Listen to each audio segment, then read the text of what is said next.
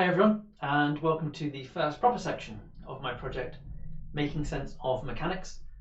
I've already explained in previous videos what this is about, what my goals are, but just remember those three aims are the overarching, clear understanding of mechanics as a subject, then developing pedagogical thinking and what we can do in the classroom to help the students understand, and finally that sparking of professional discussion, which I hope you join in with. Everything needs a hashtag these days, so I've gone with hashtag makes sense. Try not to put too many puns in throughout these videos. Maybe I should quickly acknowledge this guy as well. He's been in my classroom for a couple of years, just pinned to the board, sort of a mascot, if you will. He'll be watching over us until I ever get around to taking perhaps a new photo as the background for the work we're doing here. Okay, I've decided to make these videos in relatively short sections. I must be honest, that makes it slightly easier for me to produce them, but I also hope it will be easier for you then to go back and find topics and discussions, find the ones that are particularly relevant for you. If you've got lots of short sections, then you should be able to find those. I will do my best though to link them clearly in sequence as a playlist on YouTube, so that as and when you do dip in, everything is there in the right order, no matter when you look. Now this first section, 1.1, I'm going to talk about what I'm calling the early curriculum sequence.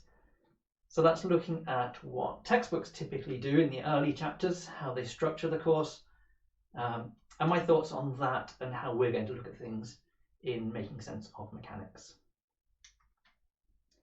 So, I can't say all books, I've not read all books, I don't own all mechanics books, but the typical sequence is something like the following. Some books have this abstract preliminary chapter. They maybe talk about the modelling cycle or modelling assumptions, perhaps some discussion around vectors, vector quantities, forces. I say abstract because you haven't done any mechanics yet. There's nothing to connect that knowledge to. It seems like it's almost there so that in a couple of chapters' time, the authors can go, oh, we told you so, go back 20 pages. We already told you about this. But then the mathematics really begins probably with motion graphs, displacement time, velocity time, acceleration time, these sort of piecewise linear, you've got velocity time graph, velocity is increasing, and then there's a constant velocity and then some decrease later on.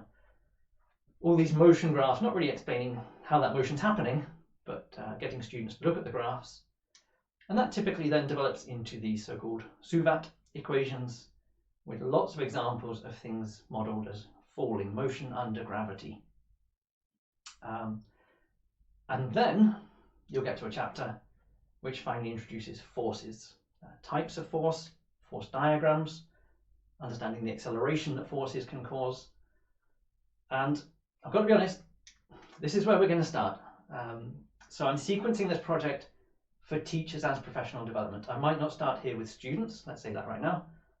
But to be honest, if you can get a solid understanding of forces, get that knowledge secure, then we can go back to the earlier topics and make sense of all of them in the context of forces acting, causing motion. Okay?